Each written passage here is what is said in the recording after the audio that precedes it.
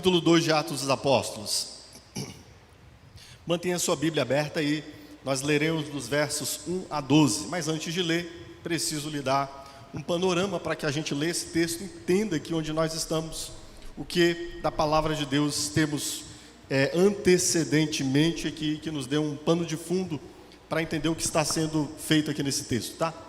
Me faz um favor, filho, fecha essa porta aqui para mim. Obrigado. Bom, vamos lá, irmãos. Eu comecei essa exposição em Atos dos Apóstolos. O título desta exposição é Enviados a pregar o Evangelho. Óbvio, o assunto principal deste livro de Atos dos Apóstolos é o Senhor Deus enviando sua igreja, para que sua igreja proclamasse o Evangelho. Preguei alguns sermões já aqui, hoje é o 5º sermão, tá? Nós vimos no primeiro sermão que esse texto é sobre o que Jesus continuou a fazer. Depois que ele ascende aos céus, ele usa a sua igreja para continuar a anunciar sua mensagem. Vimos que Jesus deu últimas instruções aos seus discípulos, esclarecendo a eles o que era o Evangelho e esclarecendo a eles qual era o papel deles, a missão deles a partir dali. A igreja precisava entender, Jesus veio, encarnou-se, morreu, ressuscitou, ascendeu aos céus, e agora? Qual é o nosso papel? Jesus então esclarece aos discípulos qual era o papel dos discípulos a partir dali. Eles deveriam ir a todas as nações anunciando o Evangelho. Foi para isso que Deus constituiu especialmente a sua igreja. Sim, há muitas outras coisas que a igreja faz, mas há um core, há um núcleo, há uma missão principal da igreja. E essa missão principal é onde nós devemos estar atentando a maior parte dos nossos esforços. Imaginemos, pois, por exemplo, o Exército Brasileiro, tem a sua missão fundamental de defender a nossa pátria, especialmente em respeito à segurança nacional. Mas, obviamente, o Exército Brasileiro, em tempo de paz, faz outras coisas também, como, por exemplo, construir rodovias. Não é o papel fundamental deles, Mas, para que eles devem treinar? Para que eles devem estar aptos? Qual deve ser a maior habilidade de um soldado do Exército? Está apto a defender sua pátria. Entende? Assim como a igreja, às vezes nós nos equivocamos. Aqui no livro de Atos, nós somos redirigidos a entendermos para que existimos como igreja. Vimos também que o Senhor Jesus disse a estes que deveriam ser testemunhas dele, que eles precisavam serem cheios do Espírito Santo. Esta missão de ser uma testemunha de Jesus, ela é impossível de ser realizada sem a experimentação dessa plenitude do Espírito Santo de Deus. Inclusive, eu lhes expliquei que muitas vezes vemos de modo equivocado a igreja falando sobre esse enchimento do Espírito como se ele fosse apenas por uma experiência, digamos, mística, pessoal, heterodoxa, enfim, e não é. Na verdade, ela é especialmente para que a gente entenda quem é Jesus, experimente tudo que Jesus fez, ou seja, ser testemunha de Jesus, experimentar o que Jesus fez, vivenciar aquilo que é a restauração, a vivificação, a plenitude da vida que há em Cristo, a fim de que então possamos ser testemunha dele. E semana passada eu falei sobre os planos inabaláveis de Deus, planos de Deus que vimos serem cumpridos, até mesmo através do pecado de Judas, e planos de Deus que também Deus estava cumprindo, despertando a sua igreja a rogar, a suplicar, a pedir e a orar por essa vinda e esse enchimento do Espírito Santo, Então é aqui que nós estamos. O que vimos até aqui? Deus está enviando sua igreja. O Senhor Jesus disse que usaria sua igreja, que a sua igreja seria sua testemunha, que eles necessitavam serem cheios do Espírito Santo, e eles estavam orando e suplicando a Deus por isso. É nesse quadro aqui que nós temos esse texto do capítulo 2 de Atos dos Apóstolos. E aqui, o que nós temos no capítulo 2 é exatamente o cumprimento da promessa que o Senhor Jesus havia feito aos discípulos sobre o derramamento do Espírito e o início do testemunho de Jesus Cristo pelos apóstolos. Deu para entender o que é? Jesus cumpre a promessa, o Espírito se derrama sobre os apóstolos, os discípulos, não apenas os apóstolos, e a partir daqui eles passam a serem testemunhas de Jesus. Isso é o que acontece aqui no Pentecoste. Eu quero que você leia comigo esse texto de Atos capítulo 2, verso 1 a 12. E o título desse sermão hoje é Línguas de Fogo, Palavras em Chamas. 1, porque terá o Línguas de Fogo, Palavras em Chamas 2, tá? Então vamos lá, vamos abrir o texto e lê-lo. Diz-nos assim: chegando o dia de Pentecostes, estavam todos reunidos num só lugar. De repente, veio do céu um som, como de um vento muito forte, e encheu toda a casa na qual estavam assentados. E viram o que parecia línguas de fogo, que se separaram e pousaram sobre cada um deles. Todos ficaram cheios do Espírito Santo, e começaram a falar noutras línguas, conforme o Espírito os capacitava.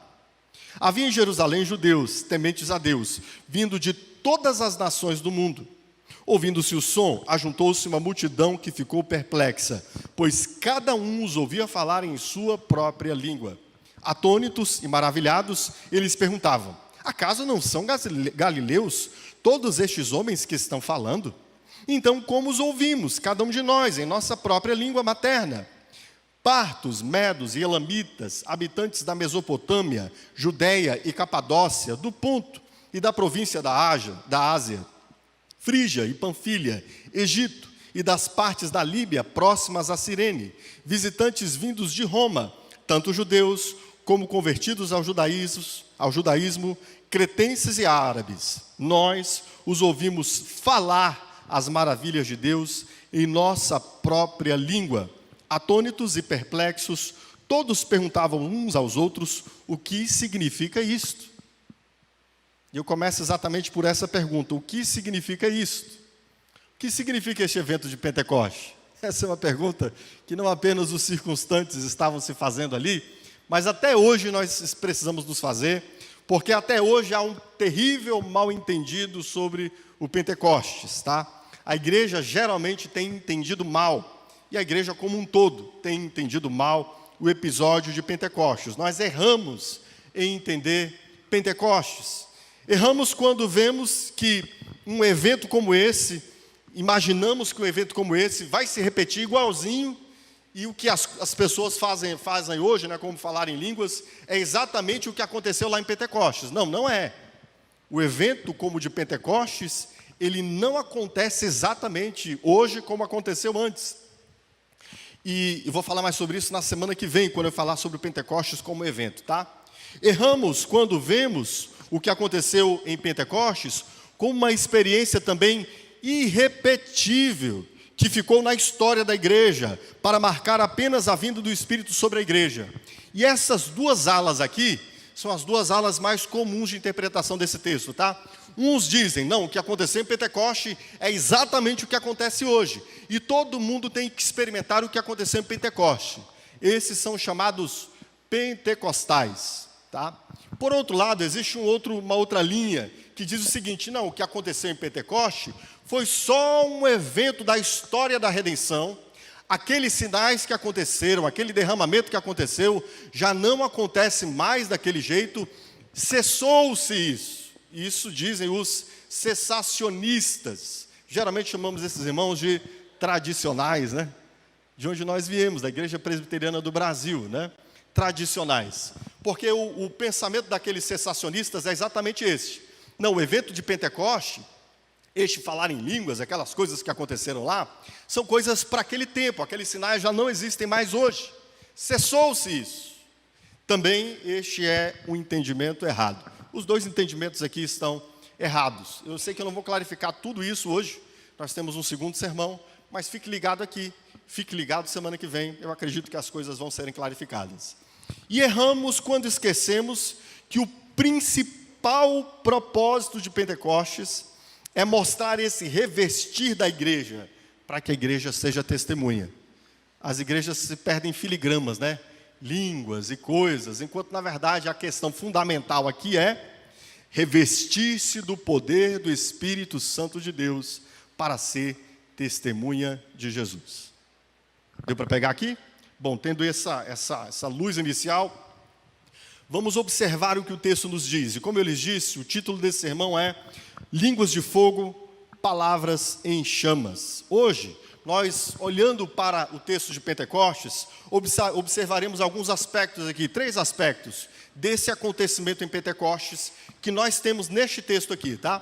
Então preste atenção, nós temos 2 textos sobre Pentecostes, tá? Estes de 1 a 13 ou 1 a 12 e o que vai de 12 em diante. A gente às vezes só imagina que Pentecostes é só um episódio, né, dos discípulos receberem todo aquele episódio, mas esquecemos que a pregação de Pedro, na verdade, ela é o clímax do Pentecoste.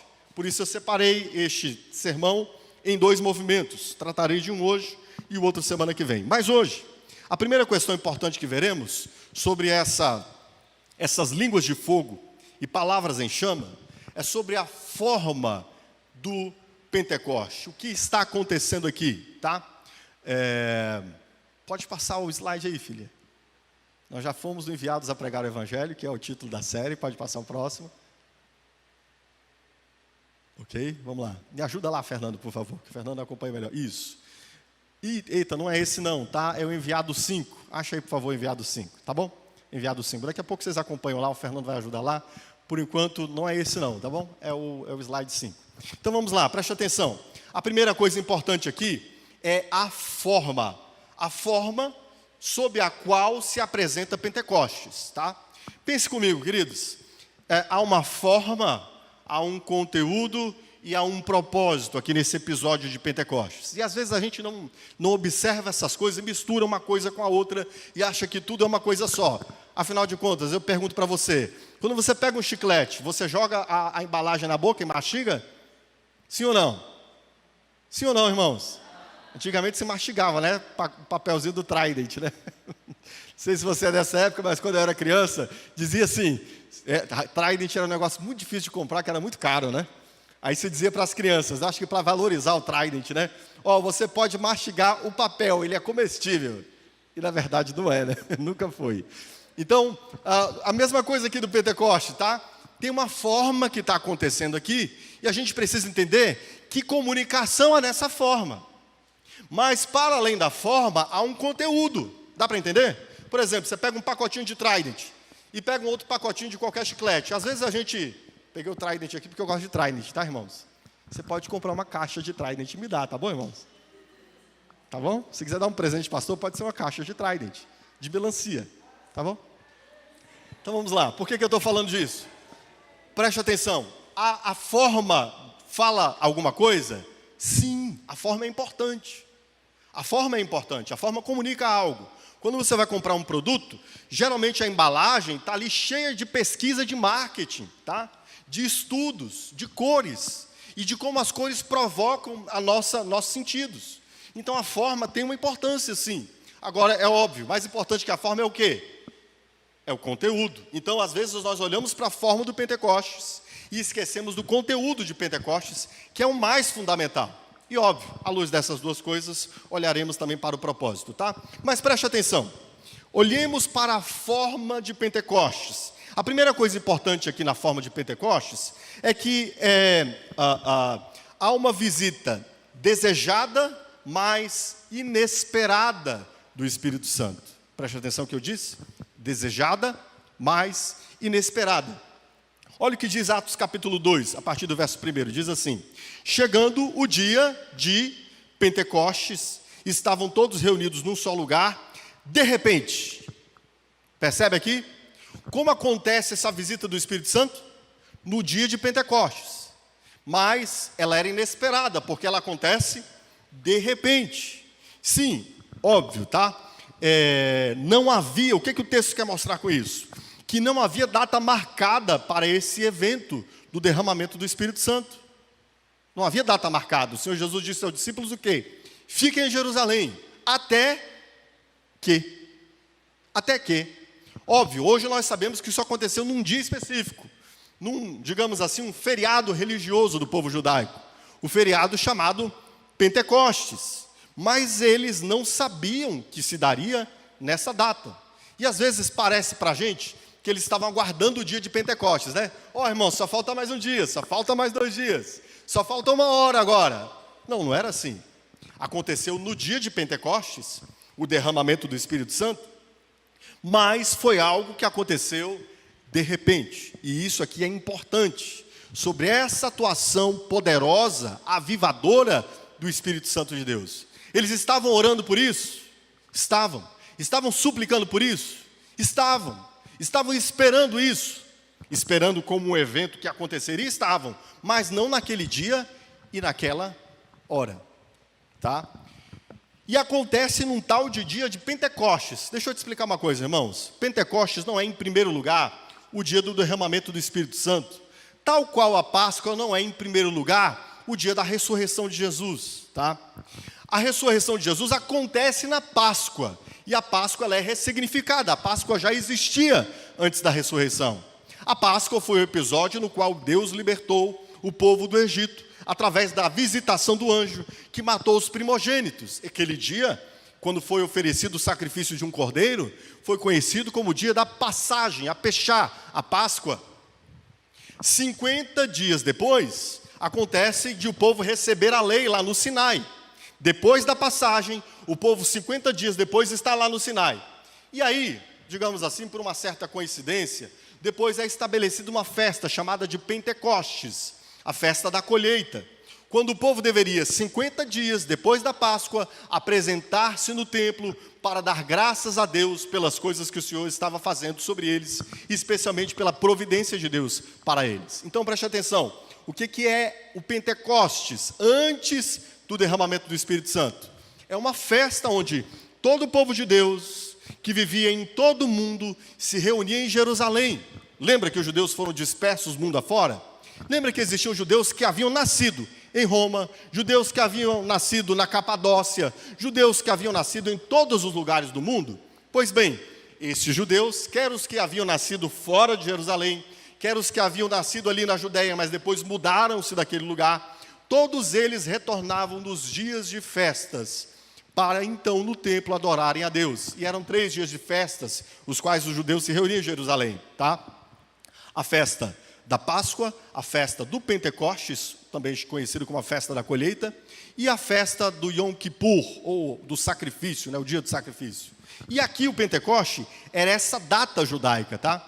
Agostinho disse que o derramamento do Espírito acontece em Pentecoste, porque assim como 50 dias depois da Páscoa Deus dá a lei, agora 50 dias depois da ressurreição de Jesus, Deus dá o Espírito Santo. Mas eu diria que é uma forçação de barra de Agostinho aqui, tá? Qual é o motivo pelo que o derramamento do Espírito Santo se dá exatamente no dia de Pentecoste? Bom, sendo menos místico que Agostinho, é simples de entender. Jerusalém estava cheio de gente, estava fervilhando. Jerusalém tinha em média ali 50 mil habitantes, 60 mil habitantes. Alguns dizem até menos, 30 mil habitantes. Mas nos dias de festa chegava a 150, 200 mil habitantes. Percebe? Ou seja, a cidade ficava fervilhando de gente. Por que acontece o derramamento do dia de Pentecostes? Simples.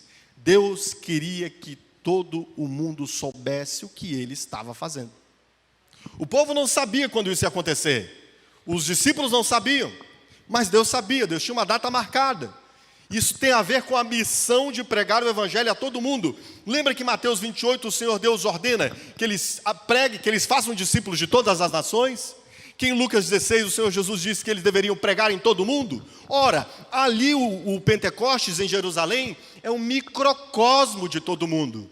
Havia ali judeus e também tementes a Deus que vieram a Jerusalém de todas as nações do mundo. Mas não havia uma data marcada, tá? É uma visita inesperada. É importante entender isso. Deu para entender? Beleza? Tranquilo? Às vezes a gente acha que Deus marcou. A dia de Pentecostes, os discípulos falaram, caramba, amanhã é Pentecostes, né? Não é assim, tá? Ok? 2 coisas importantes sobre isso, tá? A visitação do Espírito não pode ser manipulada, marcada, agendada. Ok? Preste atenção no que eu estou dizendo. A visitação do Espírito Santo de Deus não pode ser manipulada, nem marcada, nem agendada.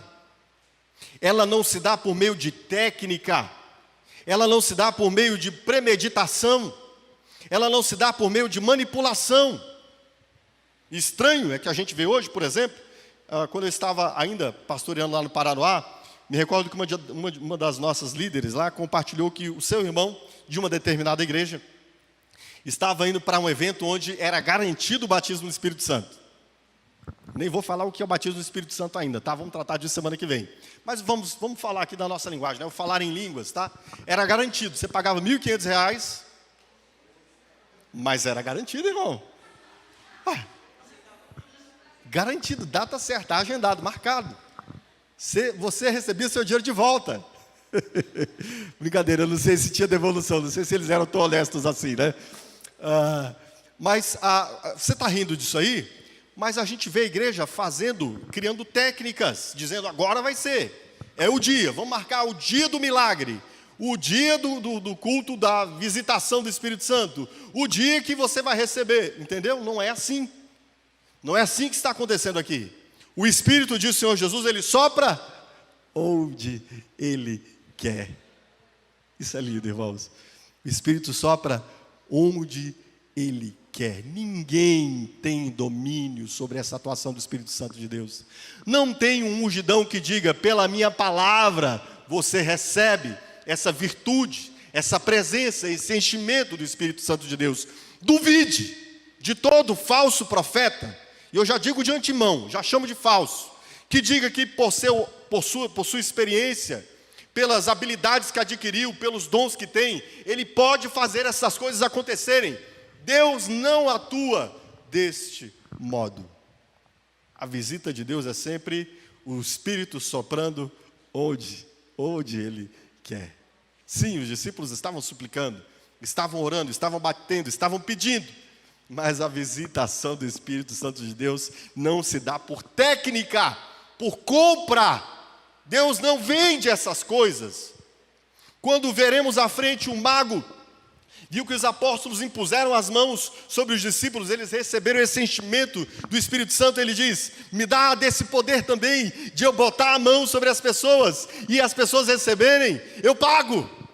Pedro disse, você está em fel de amargura, e você não tem parte nesse ministério. Ele era um mago, ele lidava com essas coisas espirituais, e achava que poderia manipular essas coisas de Deus, como as outras coisas ocultistas, que ele manipulava. Mas Deus não agenda datas para essas coisas. Não há método, não há planejamento. A única coisa que nós podemos fazer é aquilo que lhes disse semana passada: bater, pedir, rogar. Amém, irmãos? Bem, falamos aqui sobre, ainda falando sobre a forma, eu falei já sobre a desejada, mas inesperada visita, então, ou seja, forma, quando aconteceu, no dia de Pentecostes, de forma inesperada. Ainda falando sobre a forma, né? Os sinais sobrenaturais. Vemos aqui diversos sinais sobrenaturais acontecendo nesse episódio, que fazem parte da forma, preste atenção. A forma comunica algo, mas ainda não é o conteúdo, tá? Mas então olhemos para isso como forma. Olha o que diz o verso de número 2. De repente, veio do céu um som, como de um vento muito forte, e encheu toda a casa na qual estavam assentados. Preste atenção aqui nesses detalhes aqui. Veio de onde o som? Veio de onde? Do céu. Os discípulos entenderam, eles perceberam que do céu veio um barulho, um som. Um som como o quê, queridos? Um som de quê? De um vento muito forte, um vento impetuoso. Preste atenção, não era um vento, era um som de um vento. Ou seja, nenhuma cortina se mexeu, mas era como um vendaval, uma tempestade. Você já esteve num lugar com uma tempestade, um vendaval? Você já ouviu o barulho do vento a ponto de você não conseguir ouvir a sua própria voz? Era isso que eles estavam experimentando ali. Um vento soprando, e o som do vento soprando. E eles ouvindo aquele som descendo do céu. E eles não conseguiam nem conversar uns com os outros. A fala deles ficava abafada. Você já passou por uma situação onde um terrível evento da natureza começa a acontecer? A maioria de nós não, né? Mas uma chuva muito forte, raios e trovões. Talvez você já tenha passado. O que acontece conosco? Susto, medo. O que aconteceu com os discípulos quando os ventos e o mar começaram a se revolver e aí as ondas vieram sobre eles? Senhor, tem misericórdia de nós. Por quê, queridos? Esses eventos extraordinários, especialmente algo como isso, era só um som. Mostrava que algo vivo de Deus estava acontecendo ali naquele momento. Algo poderoso, algo extraordinário. E é curioso que é um som de um vento. A palavra, tanto grega quanto hebraica para espírito, é a palavra, na verdade, literalmente vento. A palavra pneuma quer dizer vento. A palavra ruá hebraica quer dizer vento. Ou seja, este som de um vento, Jesus havia dito o quê? Dos céus. Fiquem em Jerusalém, até que dos céus vocês sejam revestidos de poder. E de repente eles estão lá orando e do céu vem um som. O som do quê? O som do Espírito, o som do vento, queridos. Nós temos aqui então este episódio que assombra, essa visitação que assombra, que causa assombração, que causa espanto. E sim, toda visita poderosa de Deus causa-nos espanto. Espanto. É assim que nós vemos a visita de Deus ao seu povo ao longo de toda a Escritura. Moisés, na sarça ardente, ele fica atemorizado. Ele vê que é chegar perto e Deus diz: não, você não pode chegar perto. Tire a sandália dos seus pés. Ele fica curioso, mas certamente atemorizado. A gente vê Isaías vendo Deus assentado sobre um alto e sublime trono. Ele declara o quê? Ai de mim. Essas experiências causam assombro. E esse som, esse barulho de uma tempestade, certamente trouxe aos discípulos a sensação dos mesmos que estavam ao pé do Monte Sinai, quando o povo recebeu a lei de Deus. Sabe o que aconteceu lá no pé do Sinai? Desceram densas trevas sobre o Monte Sinai, o monte começou a tremer, e lá no cume do monte começou a fumegar. Imagine você debaixo de uma montanha que está prestes a explodir um vulcão. Era assim que o povo de Deus, retirado do Egito, se sentia.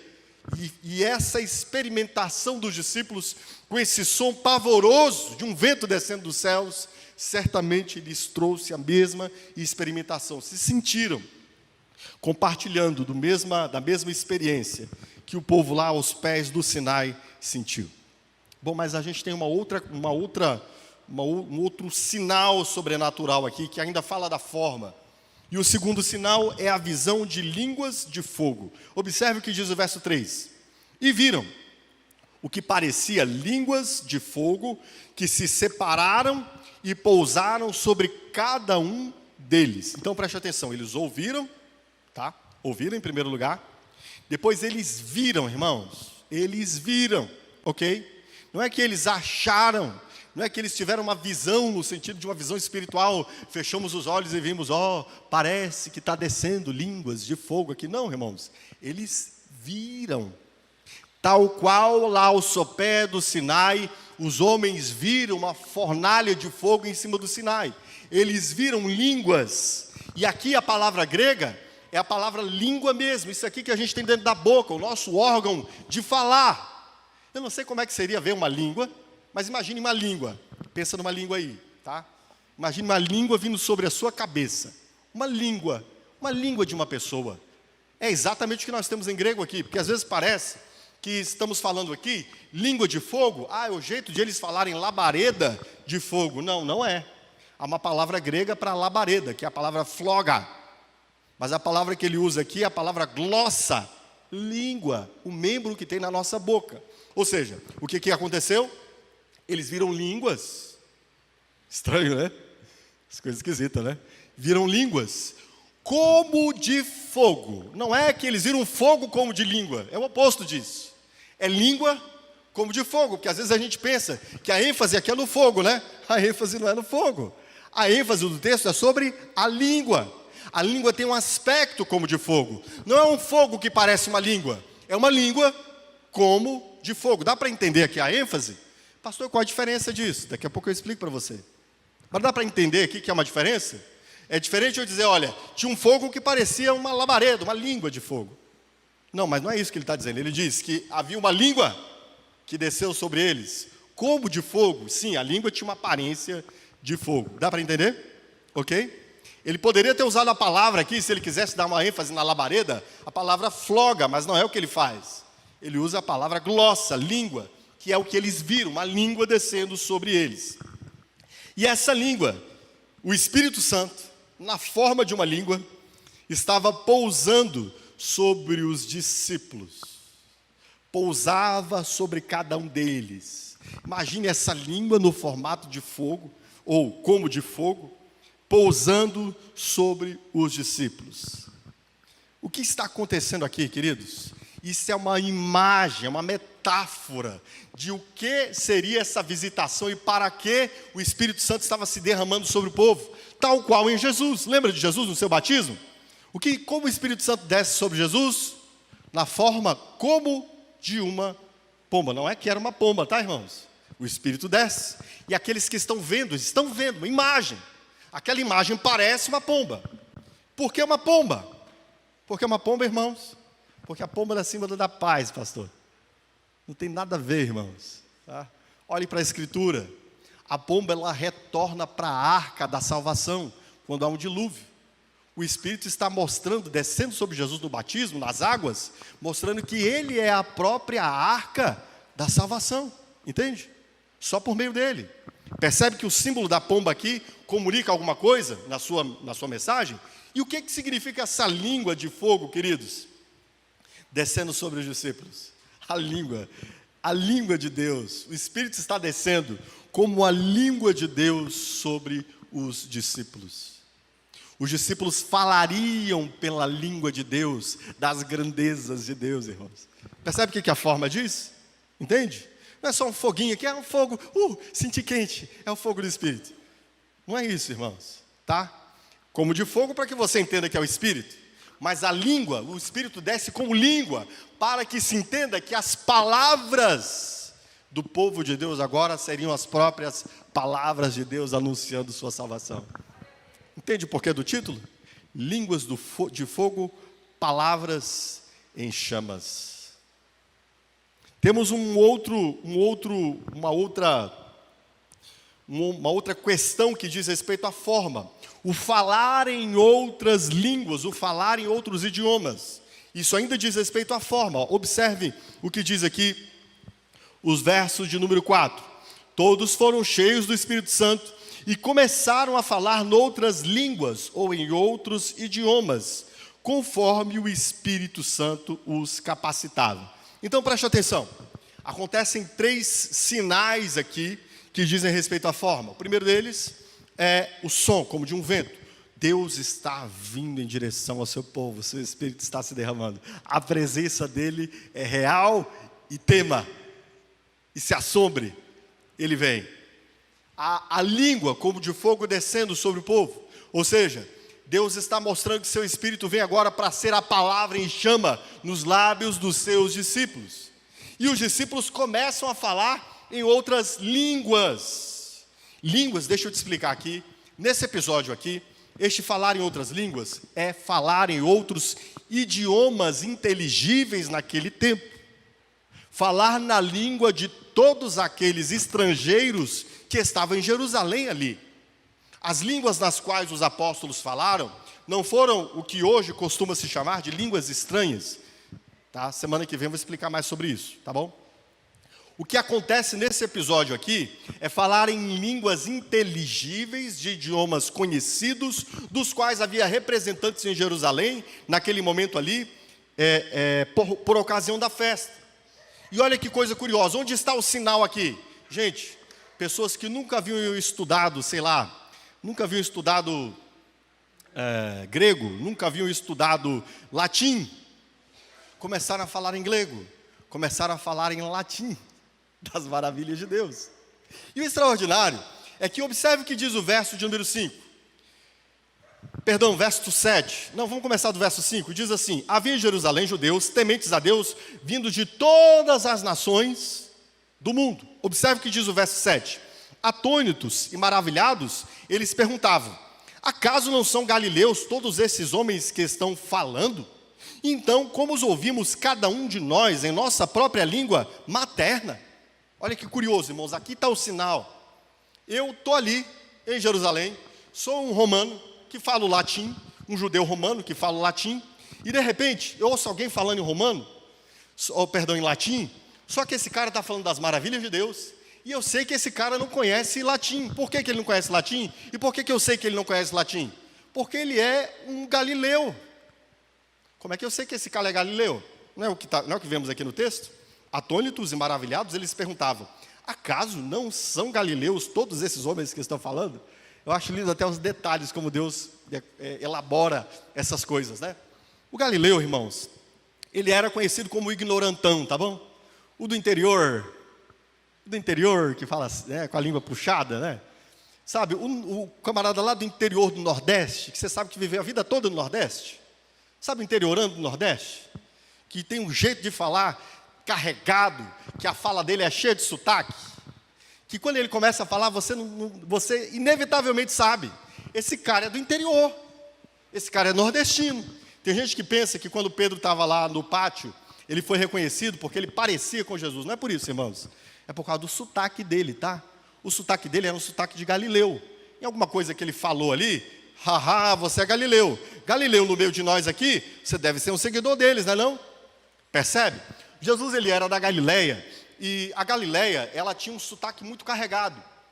Além de serem pessoas bastante simples.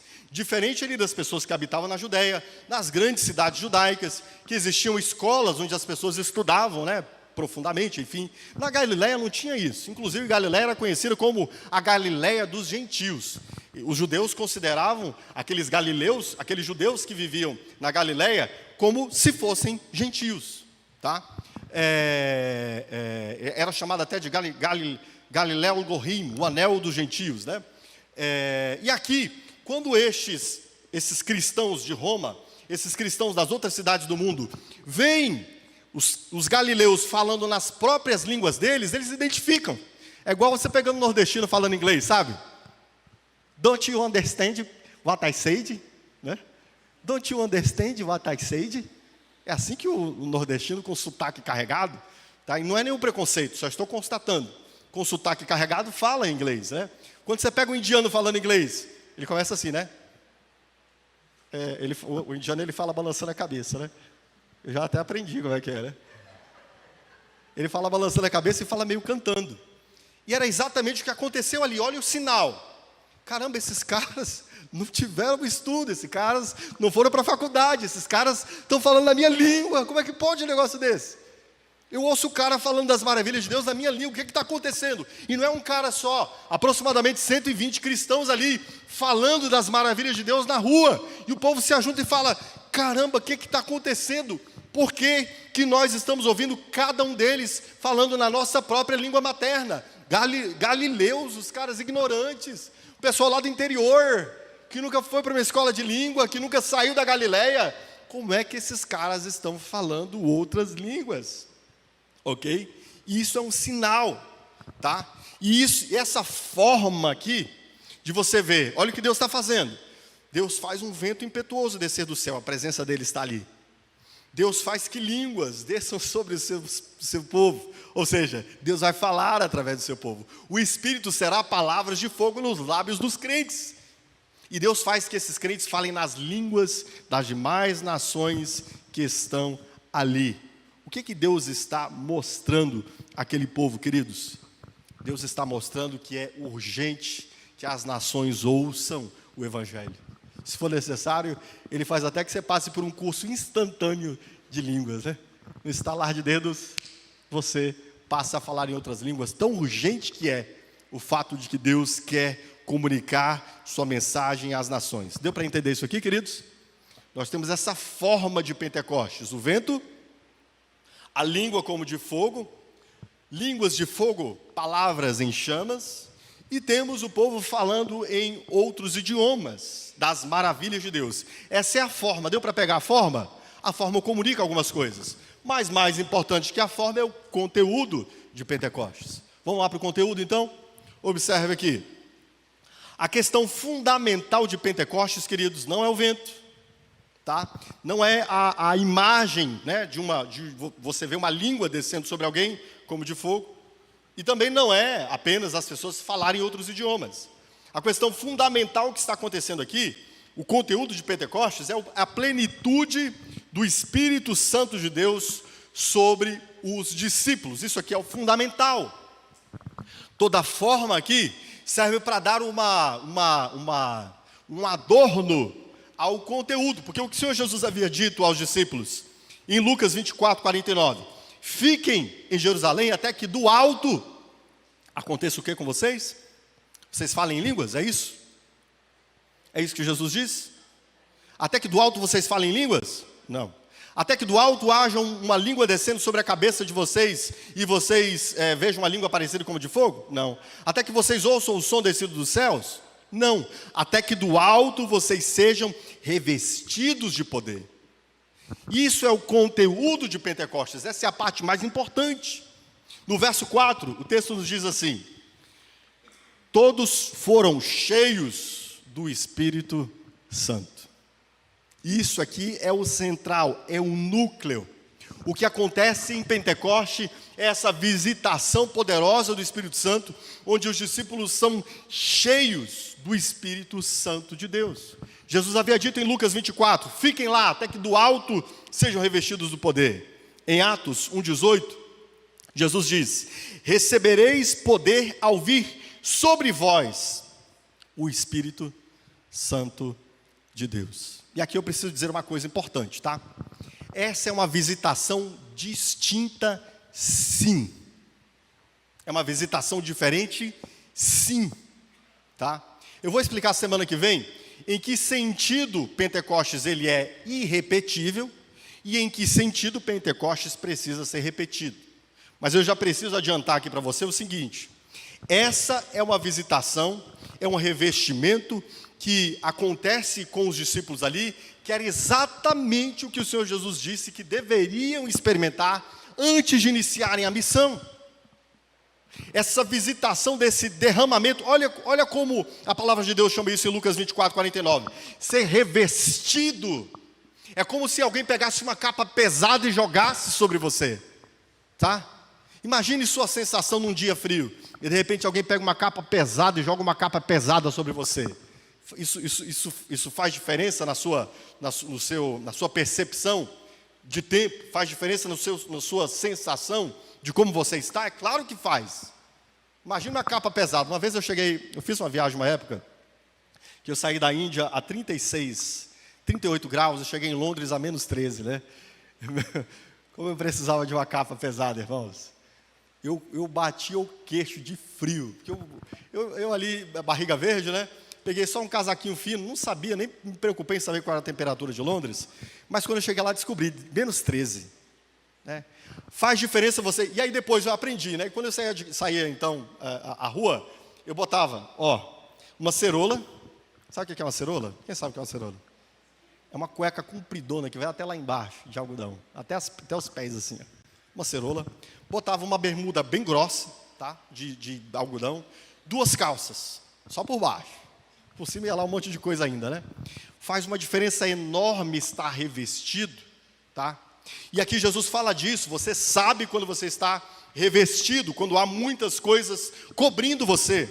Jesus usa a expressão em Atos 1:8, que eles receberiam poder ao vir sobre eles o Espírito Santo.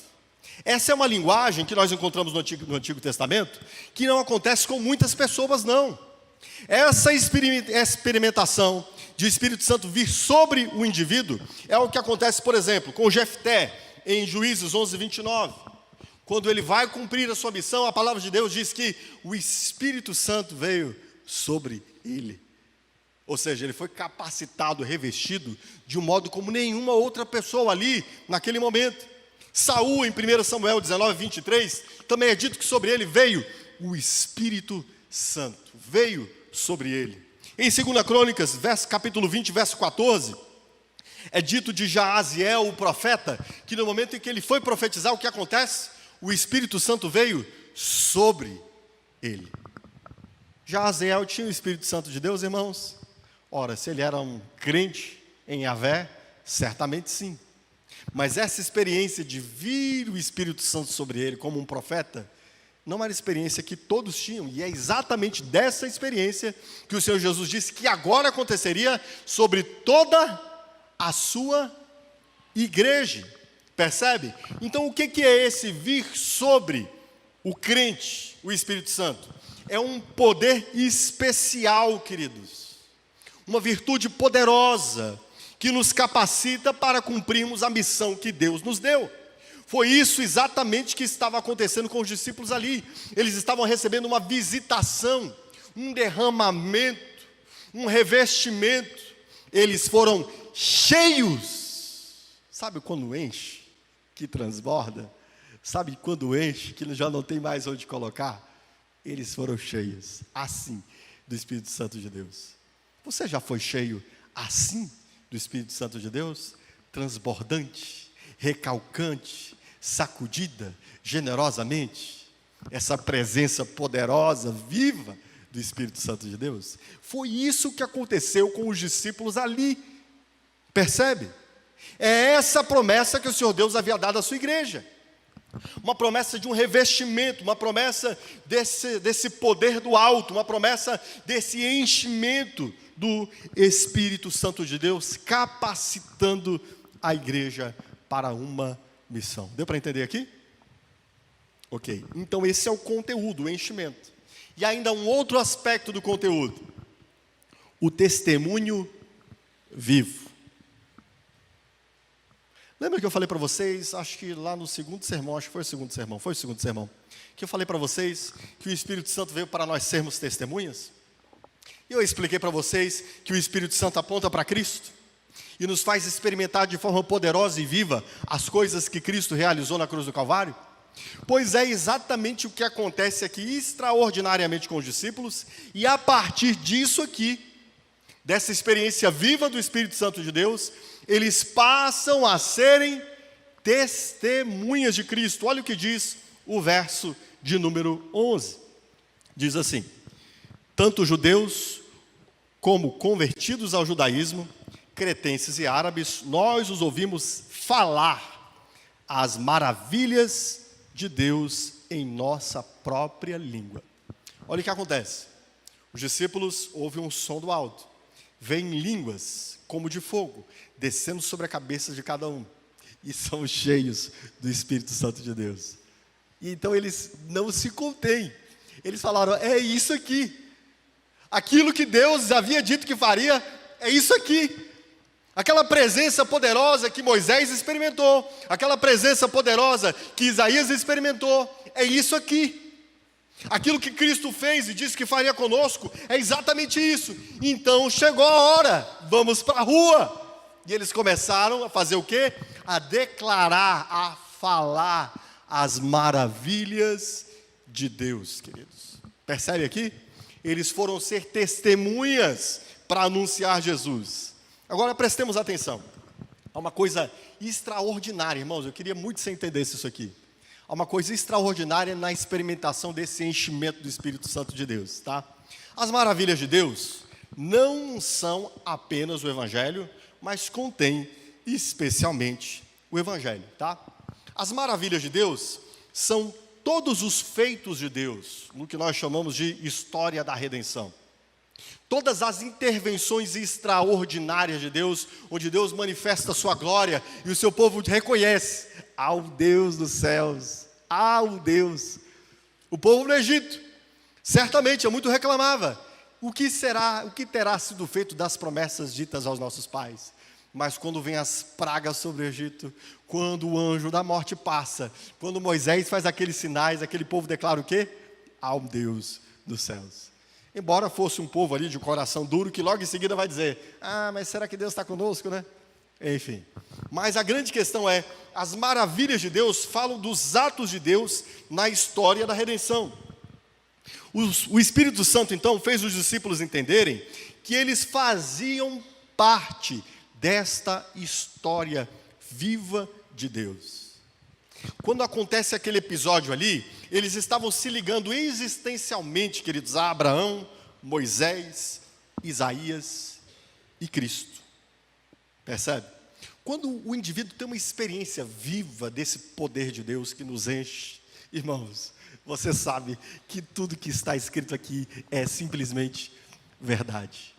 Você sabe que Moisés esteve lá na sarça e a sarça não se consumia. Por quê?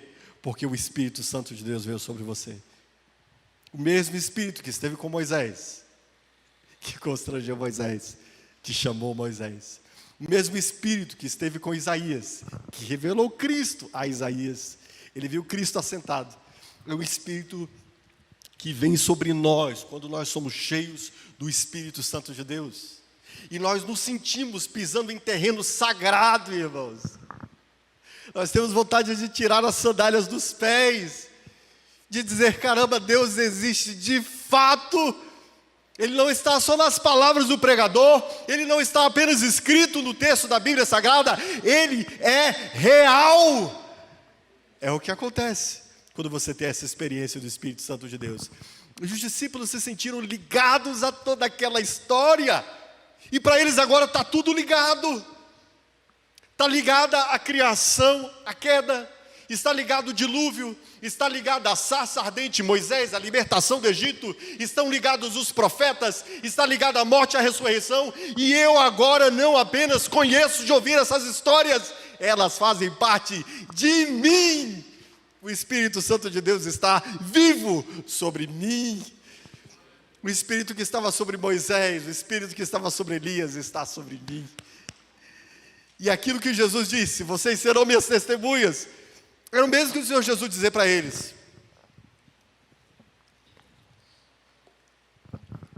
Vocês serão profetas. Sabe quando Isaías se sentia? Quando o Espírito de Deus vinha sobre ele, e ele se sentia em autoridade para falar de Deus.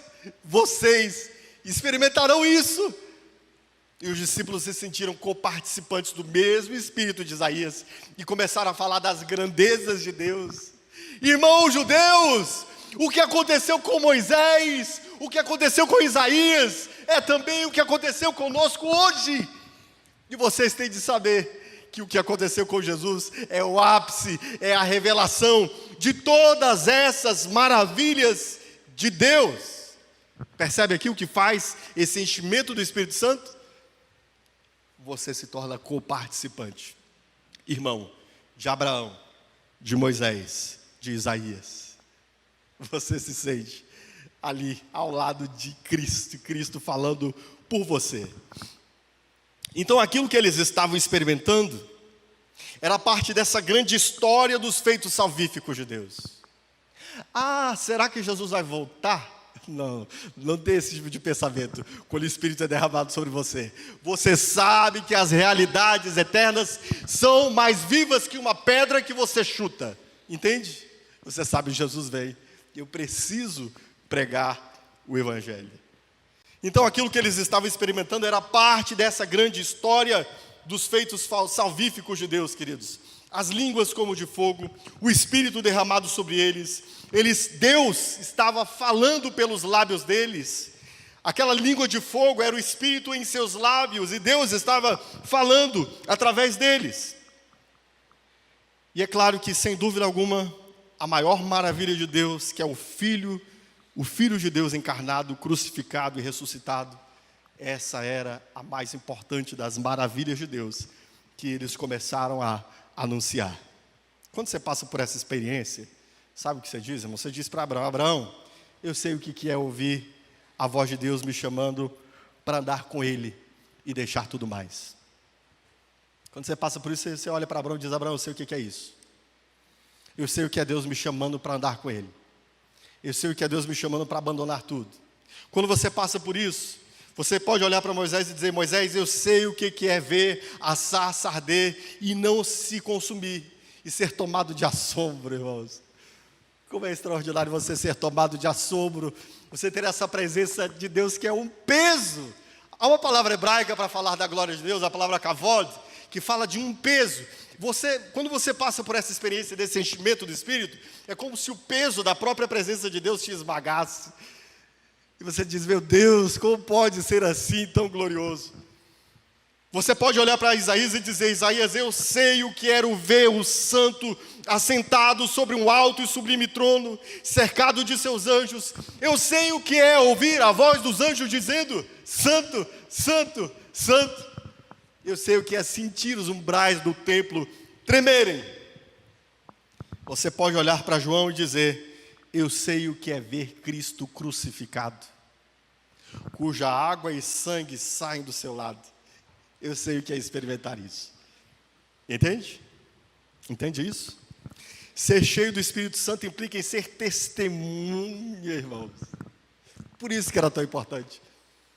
Como os discípulos poderiam pregar a Cristo se não fossem testemunhas, se não tivesse essa viva autoridade, essa experimentação poderosa, esse derramamento do Espírito Santo?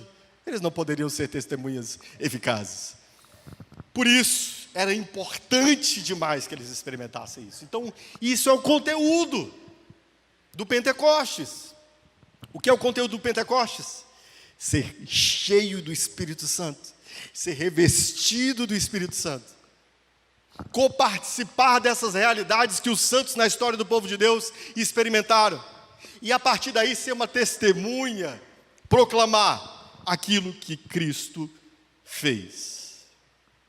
E preste atenção, é interessante que hoje a gente vê pessoas falando de Pentecostes, né? Como se uma coisa estivesse desligada da outra, né? Esse enchimento do Espírito Santo e ser testemunha são coisas inseparáveis. Não existe um revestimento do poder do Espírito Santo de Deus que não te constranja a sentir a presença poderosa da glória de Deus e ser convocado a ser um testemunha.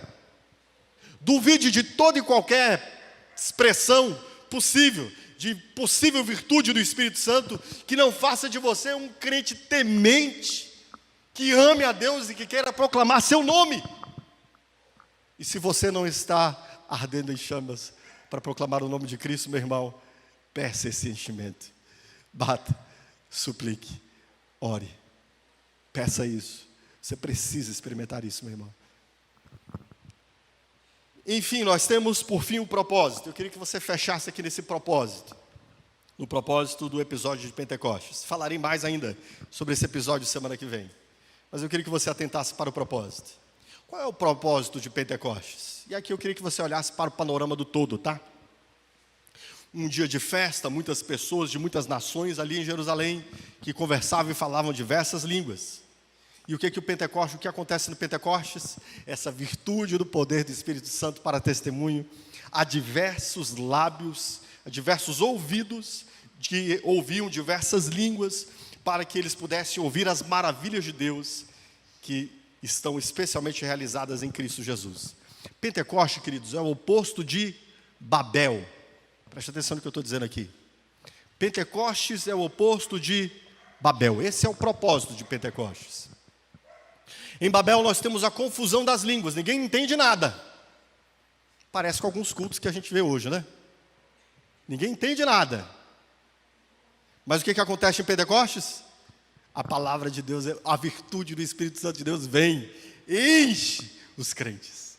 Eles se sentem constrangidos a pregar, anunciam a Cristo em todas as línguas. Deus faz milagres ali para que homens de todas as línguas entendam o que está sendo dito. Pentecostes é o Babel ao reverso. É o Espírito falando pelo lábio dos discípulos, anunciando o Evangelho. É a igreja capacitada para cumprir a sua missão. A igreja cheia do Espírito Santo começa a ser dirigida àqueles que Deus quer salvar em todo o mundo. Quando há um avivamento, há isso aqui, queridos. Esse enchimento do Espírito, esse sentir-se parte dessa história sagrada, esse compartilhar essa história sagrada e o desejo de levá-la até os recônditos do mundo. Entende? Isso aqui é o propósito, é o para que acontece esse Pentecostes. Deu para entender, irmãos? Amém?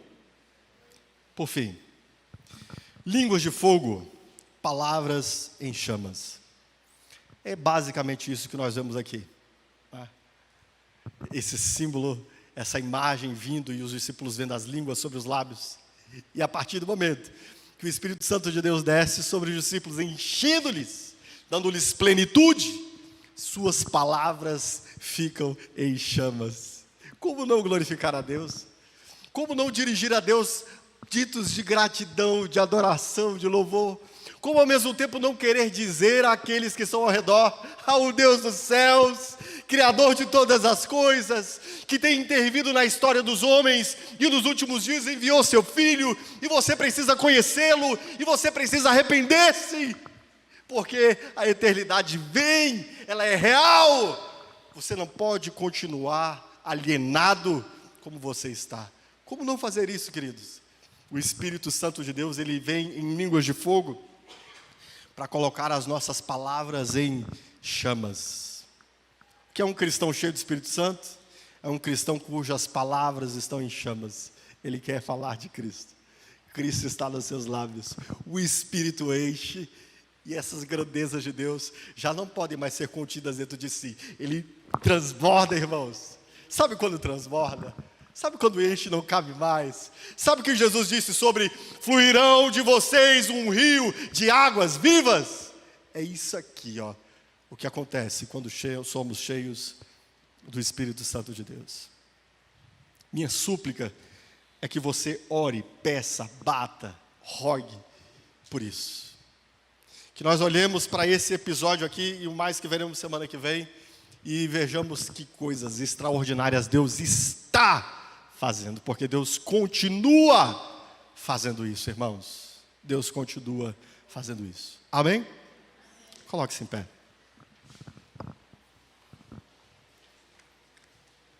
Eu quero orar com você. Queria pedir para a Érica vir aqui. Nosso ministério de louvor. A Érica vai cantar aqui mais ou menos em segundo plano.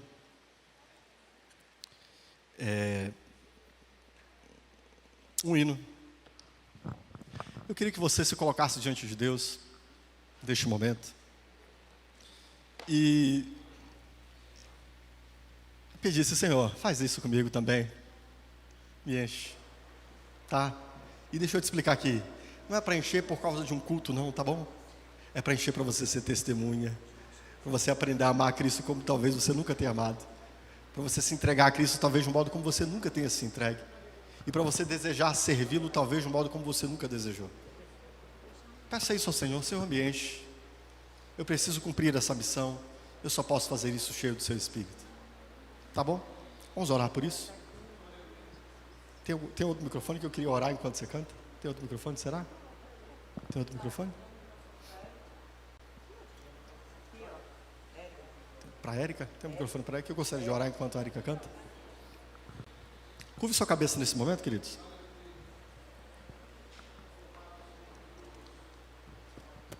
Se você quiser ficar sentado, pode. Se você quiser ficar em pé, pode. Mas eu queria que você tirasse ali 5 minutos enquanto cantamos esse hino, para orar por isso. Está presente diante do Senhor. E comece a bater, comece a suplicar, pedir, a rogar. Amém?